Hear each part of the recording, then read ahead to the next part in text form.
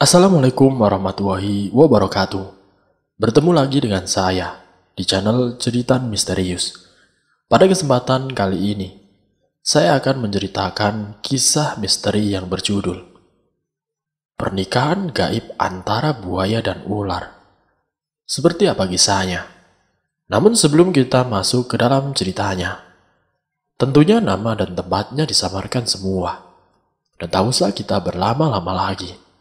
Langsung saja, mari kita simak ceritanya. Di tahun 2005, tepatnya bulan Agustus, Hasnah, seorang anak perempuan yang cantik, berusia 7 tahun, diajak oleh kedua orang tuanya ke sebuah desa di Bandung, tepatnya Sukabumi, untuk menghadiri acara pernikahan saudaranya. Ketika ia melihat isi undangan tersebut, tertulis nama mempelai putri dan putra.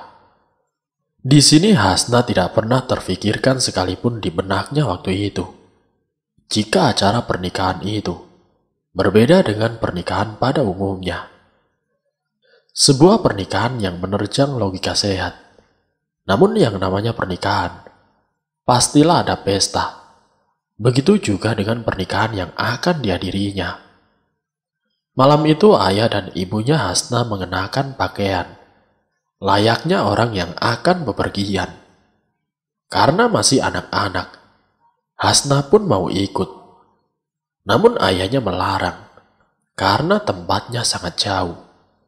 Dulu dari desanya menuju desa tersebut hampir memakan waktu 4-5 jam. Karena memang waktu itu belum ada jalan tol. Tidak seperti sekarang, yang hanya dilakukan dalam 2 jam, sudah sampai di tempat tersebut. Namun yang namanya anak kecil, pasti merengek meminta ikut. Hasnah pun mengotot mau ikut. Dan pada akhirnya, sang ayah pun menyerah dan mengiyakan rengekannya. Tepat pada pukul 11 malam, mereka sekeluarga berangkat menggunakan mobil sewaan dengan barang bawaan yang tidak banyak. Lamanya perjalanan yang telah ditempuh, akhirnya mereka sampai pada pukul 5 pagi. Sempat singgah di salah satu masjid untuk sholat dan lalu bersih-bersih. Yang kemudian lanjut ke rumah sang pengantin. Seperti pesta pernikahan pada umumnya, menggunakan tenda. Namun tidak ada pelaminya. Jiwa penasarannya seorang anak kecil kini telah muncul. "Bu, katanya pergi acara nikah. Kok pengantinnya tidak ada?" tanya Hasnah kepada ibunya waktu itu. Namun ibu tidak menjawab. Justru ibu seperti mencari-cari sesuatu. Dan ketika banyak orang bersalaman dengan sepasang suami istri, ibunya Hasnah pun mendekat dan menyalami orang tersebut. Kemudian bertanya, pengantinnya di mana, Mbak? Boleh saya melihat?" ucap ibu Hasnah kepada orang itu. "Oh, iya. Mari silakan, Bu. Pengantinnya sedang berada di kamar," jawab ibu itu kepada ibu Hasnah. Lantas mereka pun masuk dengan menggandeng tangan kecilnya si Hasnah. Berbeda dengan sang ayah. Ayah Hasnah justru duduk di luar karena banyak temannya yang juga datang dari kota yang sama hanya untuk pergi ke acara itu. Kemudian Hasnah dan juga ibunya akhirnya telah masuk. Di dalam ternyata sudah ramai orang. Kamarnya dihias seperti kamar pengantin pada umumnya, bahkan lebih mewah, seperti singgasana kerajaan yang dibuat 7 tingkat tangga untuk menaiki kamarnya, dan hiasannya serba kuning. Dari sarung bantal serta tirainya, semua warna kuning. Tidak lupa di sekitar ranjang banyak bunga setaman yang bertaburan. Kemudian di bawah ada sebuah penghalang, seperti kandang kayu. Dan bagi orang yang ingin melihat, tidak boleh melewati kandang kayu itu. Sangat jelas kelihatan di singgah sana tersebut. Terlihat buaya putih dengan moncong panjang sedang berbaring. Dia hanya diam ketika orang di hadapannya sangat ramai melihat dirinya. Kemudian ibunya Hasna pun mendekat kepada ibu pemilik rumah itu. "Bagaimana bisa sampai memiliki anak seorang buaya begini, Bu?" Lantas pertanyaan itu langsung membuat ibu yang punya rumah terdiam. Matanya seperti menerawang, mencoba mengingat apa yang terjadi pada waktu itu. Semua seolah telah tersusun dan hanya tinggal diutarakannya. Para tamu yang berada di dalam rumah diam dan duduk seolah ingin tahu juga tentang bagaimana asal mula buaya itu menjadi anaknya. Dengan helaan nafas panjang, ibu itu bercerita. Di sebuah rumah yang letaknya tidak jauh dari perkebunan kelapa sawit, tepatnya di Provinsi Sumatera Selatan, hidup sebuah keluarga yang memiliki 3 orang anak. Sang ayah yang bernama Kosim, dan istrinya bernama Ani, serta 3 orang anaknya, Gandhi, Kamal, dan Ferdi. Mereka hidup seperti orang pada umumnya. Sang ayah bekerja sebagai petani kelapa, dan sang ibu mengurus rumah tangga. Pagi itu Kosim duduk di kursi depan rumah yang terbuat dari bambu, sambil menyantap singkong goreng serta teh di meja. Setelah memakan beberapa pisang goreng, Kosim pun memutuskan untuk pergi ke kebun kelapa, yang memang pekerjaan dia sehari-hari. "Bapak pergi kerja dulu ya, Bu," ucap Kosim dengan suara keras, karena istrinya sedang berada di dalam, mencuci pakaian. "Iya, Pak, hati-hati," jawab Ani dari dalam rumah. Kemudian Kosim pun pergi dengan berjalan kaki dan bekerja sebagaimana biasanya. Mereka pun menjalani hidup sebagaimana biasanya. Rutinitas Kosim yang bekerja, kemudian pulang pada sore hari, bercengkrama dengan anak. Setelah pulang kerja, seperti keluarga bahagia yang hidup sederhana pada umumnya. Sampai saat Ani mengandung lagi. Ani mengandung anak keempat, setelah si Ferdi. Di usia kandungannya yang menginjak 4 bulan, Ani mengidam seperti ibu mengandung pada umumnya. Sampai ketika di waktu malam Senin. "Pak, Pak." "Ada apa, Bu? Si Dedek mau apa?" ucap Kosim sambil mengelus perut Ani. "Ayam bakar, Pak." "Hah? Malam-malam begini, Bu? Bapak harus mencari di mana, Bu?" Kemudian Ani sedikit mengerutkan dahinya. "Potong saja 1 ayam yang di kandang, Pak. Bapak bakarin di belakang. Nanti biar ibu buatin bumbunya." "Ya sudah kalau begitu," ucap Kosim sambil berdiri dan mengambil pisau tajamnya. Setelah itu ayam yang sudah disembelih, Kosim pun merebus air sebentar, lalu mencelupkan ayam tadi, dan segera mencabut bulu ayam tersebut. Setelah itu dia menggali lubang kecil yang di atasnya diletakkan kayu melintang, seperti panggangan.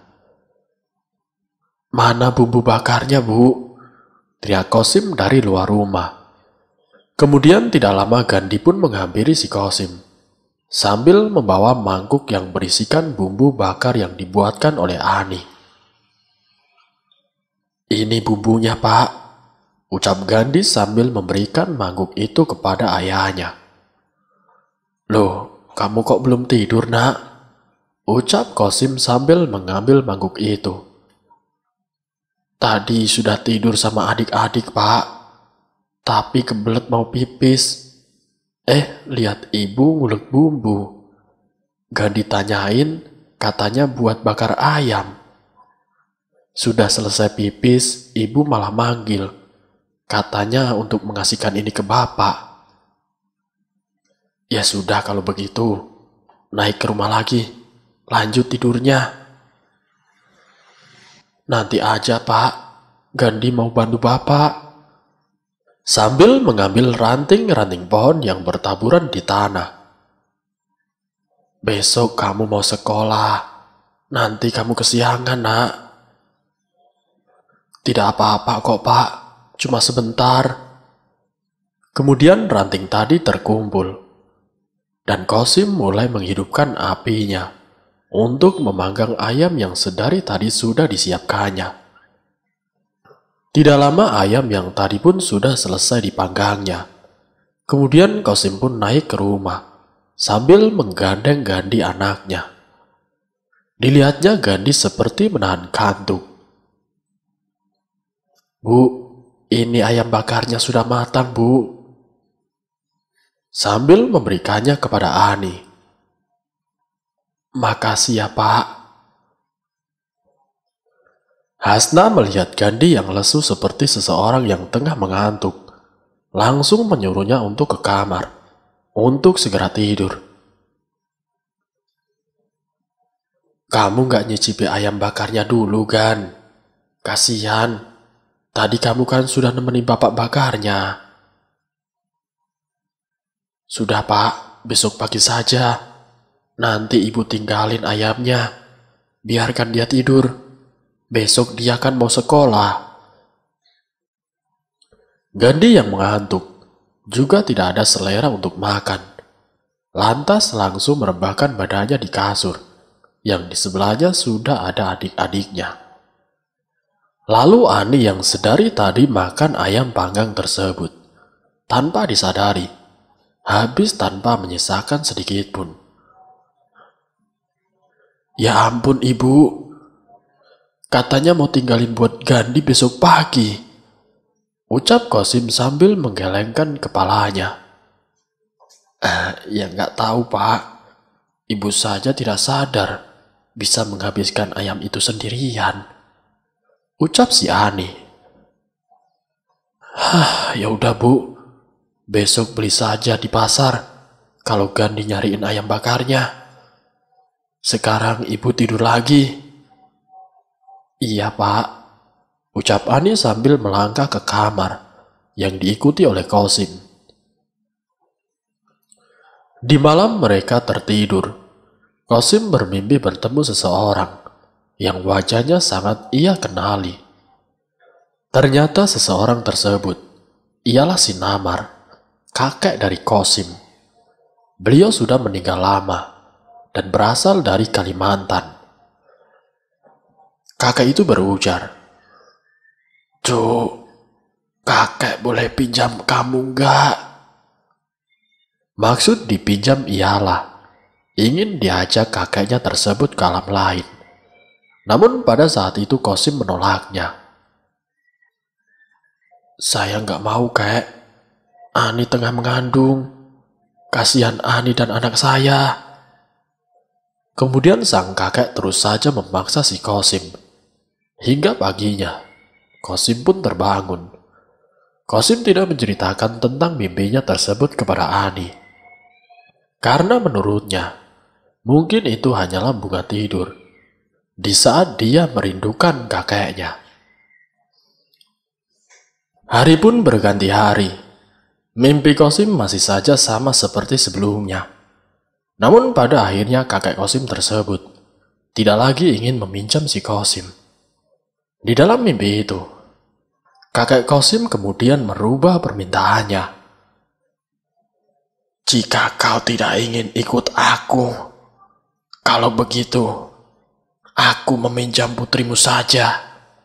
Nanti akan aku kembalikan, ujar kakek itu. Namun di dalam mimpi itu, Qasim hanya mengangguk. Karena dia sadar, jika dia tidak mempunyai seorang anak perempuan. Tanpa disadarinya, jika anak yang sedang dikandung oleh Ani bisa menjadi seorang perempuan. Setelah mimpi itu, Qasim masih saja tidak menceritakan kepada Ani. Hingga suatu ketika, di mana umur kandungan Ani sudah menginjak 9 bulan. Namun tanda-tanda Ani yang ingin melahirkan belum juga muncul. Sampai suatu ketika di malam harinya, kali ini Ani yang bermimpi. Di mimpi Ani seperti berjalan di pinggiran sungai. Lalu dia bertemu dengan seorang, dan orang itu mengatakan, "Kamu akan melahirkan anak kembar, namun kamu harus mengikhlaskan salah satunya." Sontak membuat Ani terkejut, dan tiba-tiba seseorang yang mengatakan hal itu hilang begitu saja, dan Ani tidak sempat melihat wajahnya, karena posisinya yang membelakangi si Ani. Seketika Ani pun terbangun, dan langsung menangis. "Loh, ibu kenapa, Bu? Kenapa ibu menangis?" tanya Qasim mencoba menenangkan istrinya. "Ini Pak, ibu bermimpi.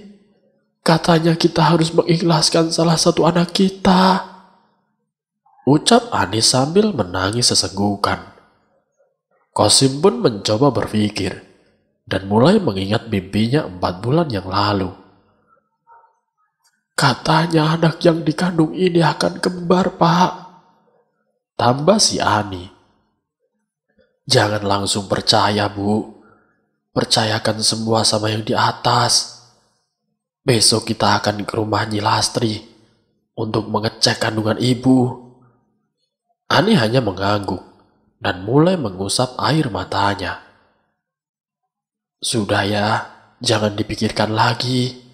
Ibu lanjut tidurnya lagi," tambah Qasim, dan kemudian Ani pun kembali tertidur. Pagi harinya Qasim tidak berangkat bekerja. Dia di rumah karena takut sewaktu-waktu istrinya akan melahirkan. Mereka pun pergi ke rumah Nyi Lastri untuk memeriksa kandungan yang sudah cukup lumayan besar. Bahkan seharusnya sudah waktunya melahirkan. Memang dulu untuk mengecek kandungan sangat susah sekali jika harus ke puskesmas.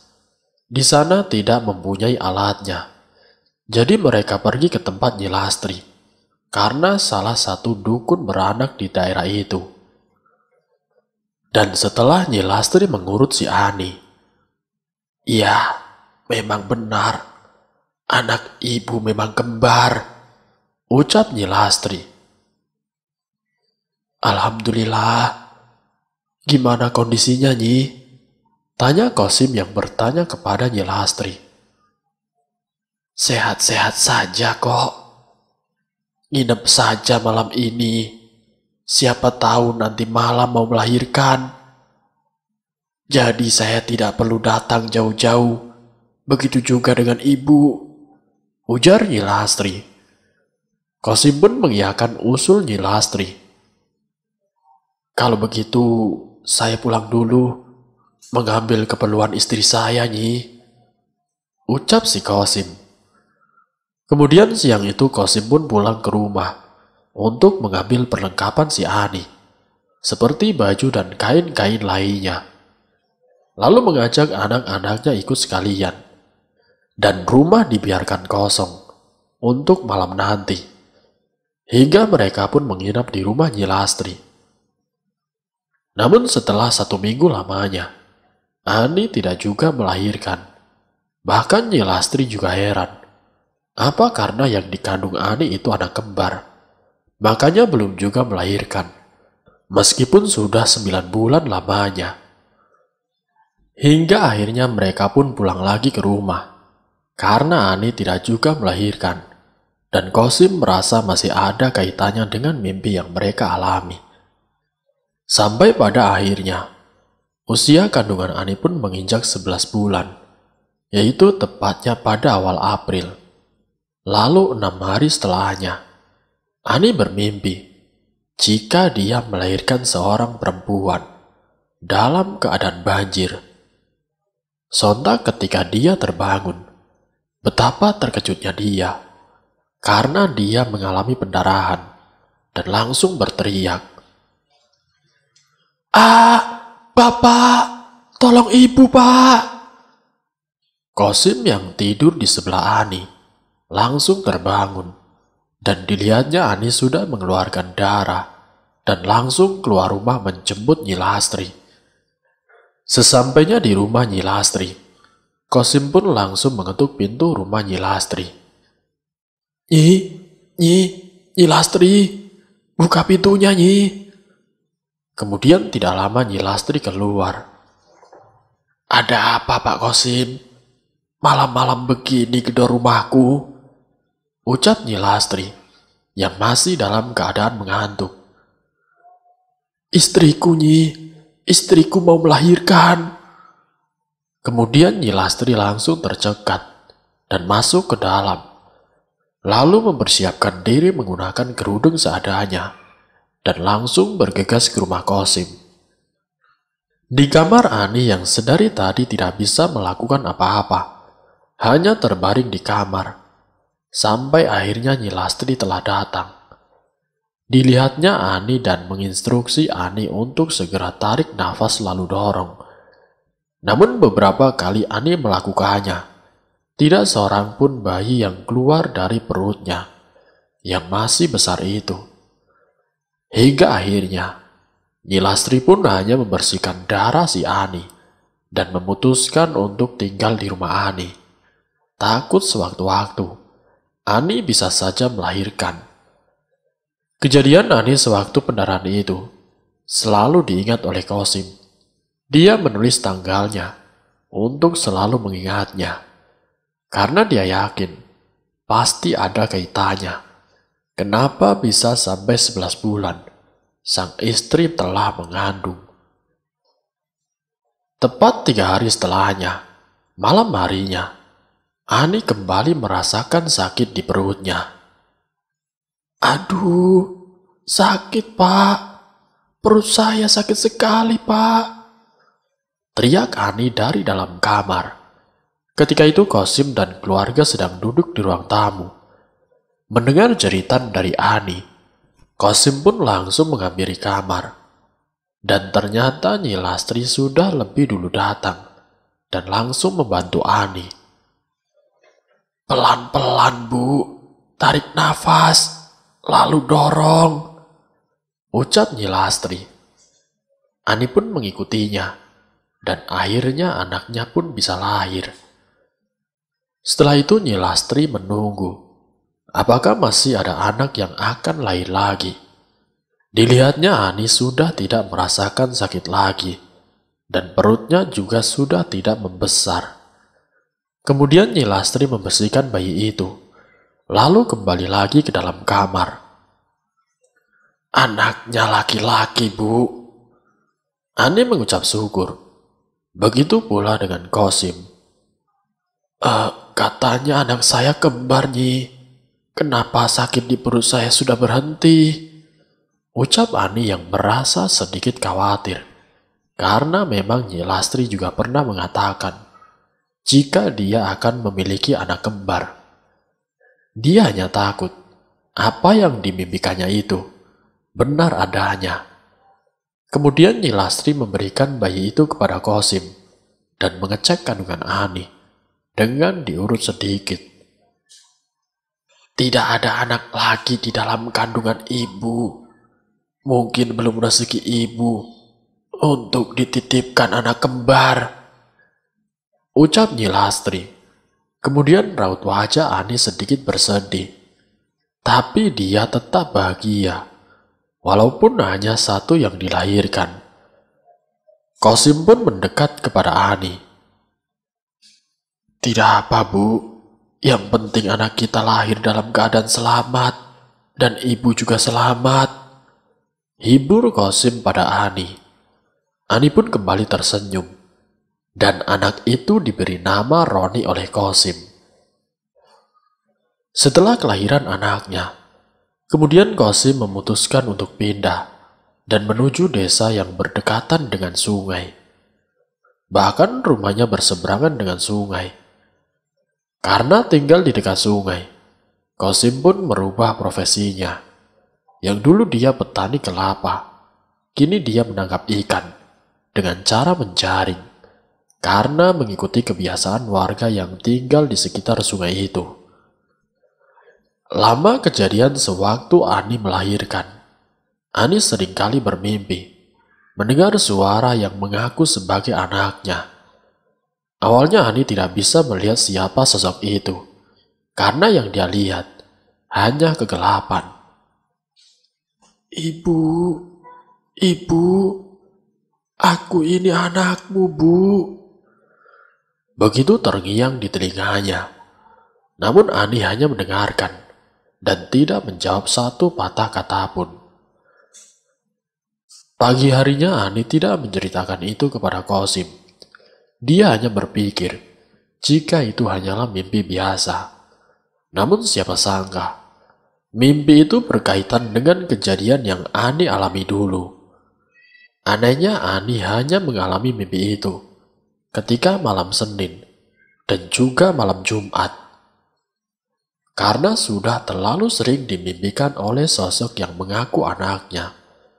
Di malam Jumat setelah 1 bulan kejadian, ketika di mimpi itu, Ani pun mencoba ingin berbicara dengan suara yang sosoknya tidak bisa dia lihat. Ketika suara yang memanggil Ani dengan sebutan ibu terdengar, Ani pun menjawabnya. "Siapa kamu? Kenapa memanggilku dengan sebutan ibu? Tunjukkan ragamu di hadapanku," ucap si Ani. "Aku anakmu, Bu. Kakek memberiku nama Nurhayati. Ibu melahirkanku sewaktu mengalami pendarahan tempo lalu." Ani pun terkejut mendengar apa yang dikatakan sosok itu. Kenapa kau tidak pulang, Nak?" ucap Ani sambil menangis. "Ibu jangan khawatirkan aku. Nanti ketika aku pulang, aku akan datang lagi mencari ibu." Seketika suara itu lenyap dalam waktu lama. Nak! Ani berteriak memanggil. Lalu kemudian dia terbangun. Ani pun menangis. "Ada apa, Bu? Ibu mimpi aneh lagi ya?" tanya Kosim kepada Ani, yang melihat Ani terbangun dalam keadaan menangis. "Anak kita, Pak. Dia masih hidup, Pak," ucap Ani sambil menangis sesenggukan. "Masih hidup bagaimana, Bu? Maksud ibu siapa?" "Nurhayati, Pak." Kosim semakin bingung karena dia tidak memiliki anak perempuan, apalagi yang bernama Nurhayati. "Istighfar, Bu. Ingat, kita tidak punya anak yang bernama Nurhayati," ucap si Kosim. "Ada, Pak. Katanya yang menamainya Nurhayati adalah kakek." Kosim terkejut mendengarnya. Ternyata mimpinya sewaktu dulu bertemu kakeknya. Itu ada kaitannya tentang yang dialami oleh Ani. "Katanya dia lahir sewaktu ibu pendarahan sebelum Roni dilahirkan, Pak," tambah si Ani. Kosim pun mencoba menenangkan si Ani. "Sudah, Bu. Serahkan semuanya kepada yang di atas. Jangan langsung percaya, Bu," ucap Kosim. Lalu kemudian Ani pun berhenti menangis. Cukup lama terasa hening, dan Kosim terlihat melamun.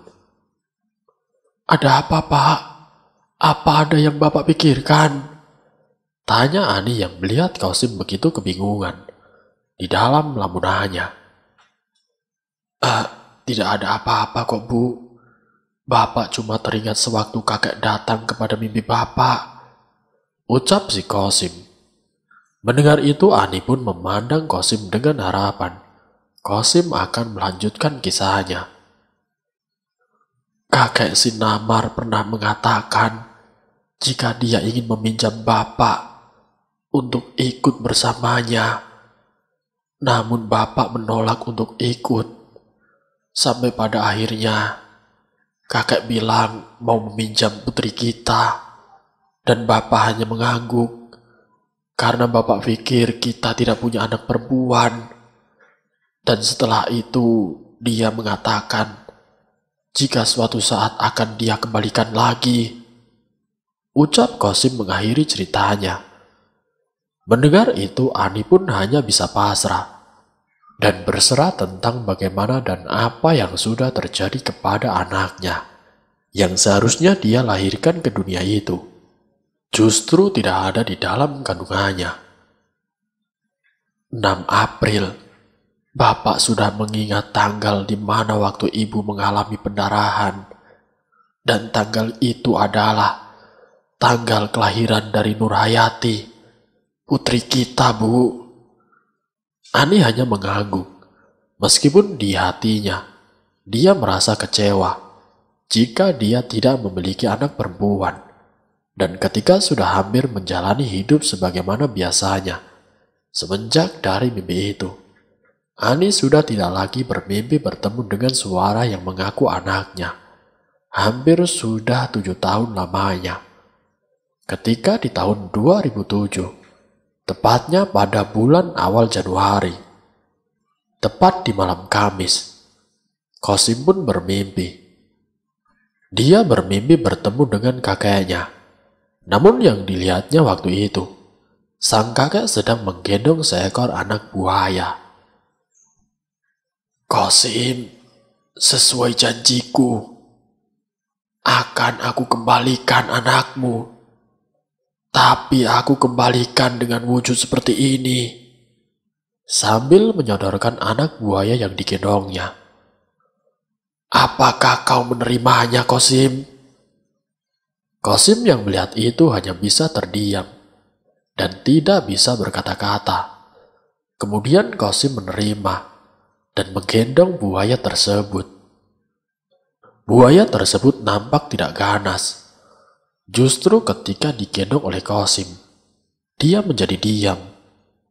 Ketika ingin bertanya perihal anaknya itu, tiba-tiba sang kakek menghilang dan meninggalkan tanda tanya besar untuk Qasim.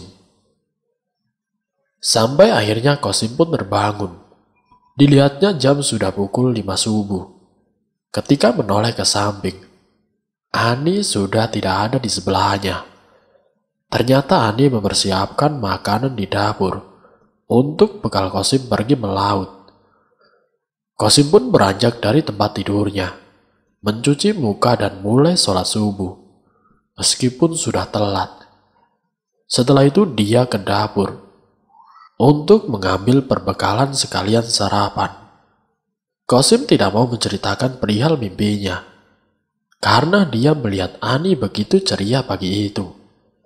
Dan dia tidak ingin merusak senyum Ani jika dia harus menceritakan tentang mimpinya. Ketika sudah sarapan, Qasim pun berpamitan. Bapak pergi melaut dulu ya, Bu, ucap Qasim sambil menyodorkan tangan kanannya, dan kemudian disambut oleh Ani, yang langsung mencium tangan Qasim. Hati-hati ya, Pak, ucap Ani kepada Qasim. Kemudian Qasim pun melangkah keluar dan mulai menuju sungai yang berada di seberang pekarangan rumahnya. Hari itu Ani yang biasanya mengerjakan hal-hal yang biasa dikerjakan oleh ibu rumah tangga pada umumnya, dibuat keheranan karena dari pagi hingga siang hari terlihat seseorang mondar-mandir melewati rumahnya. Seperti ingin mencari sesuatu, namun tidak mau mendekat.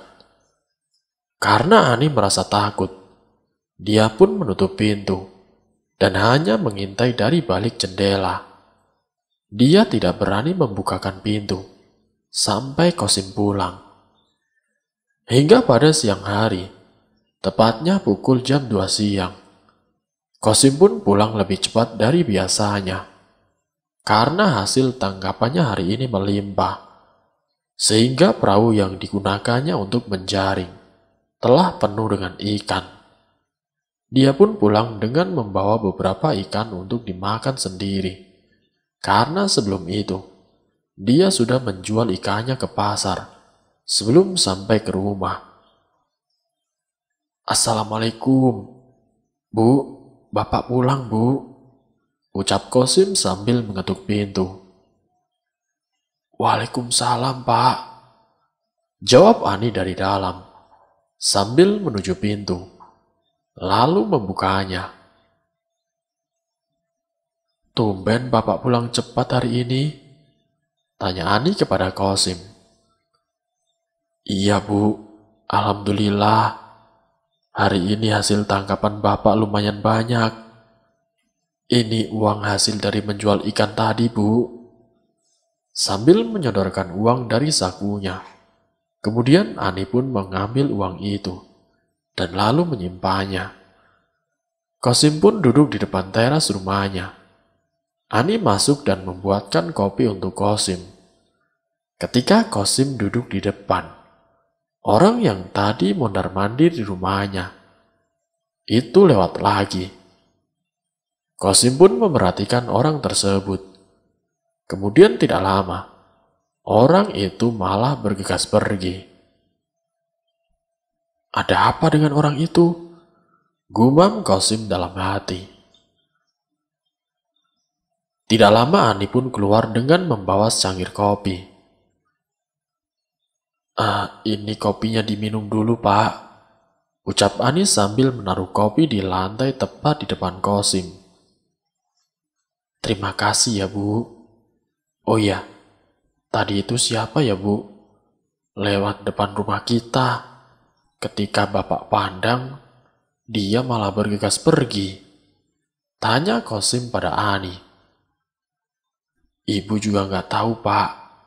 Justru orang itu dari pagi mondar-mandir melewati rumah kita, seperti ada yang dia cari, namun tidak berani mendekat," ucap Ani sedikit mengadu kepada Kosim.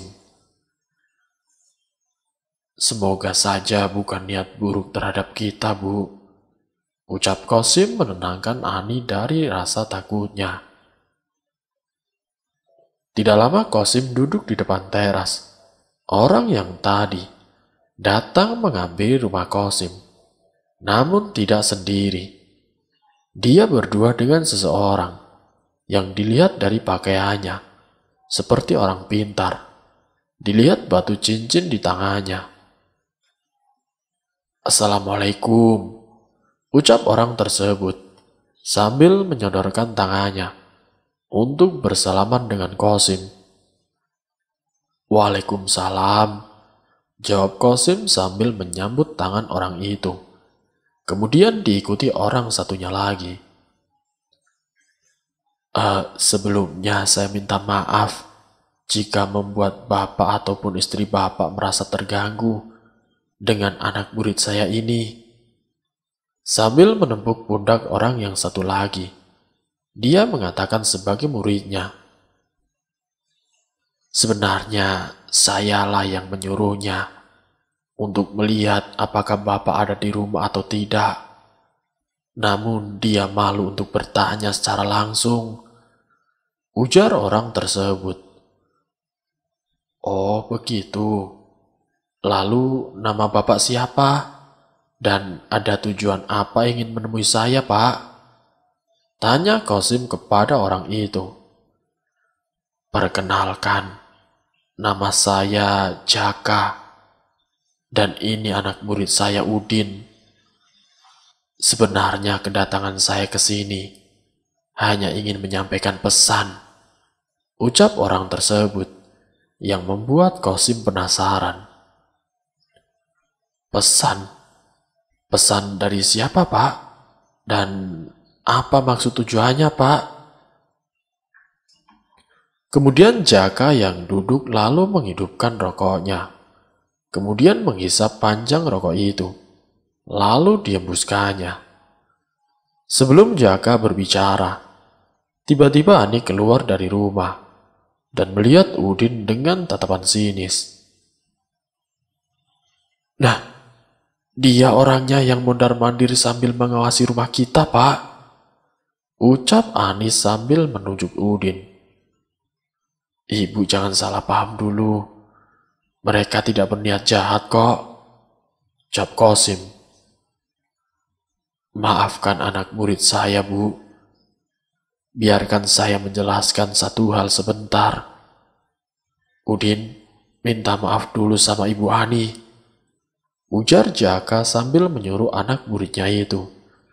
Udin pun berdiri, kemudian meminta maaf kepada Ani dan Kosim sekaligus. Bu, buatkan minum untuk tamu kita ini, Bu.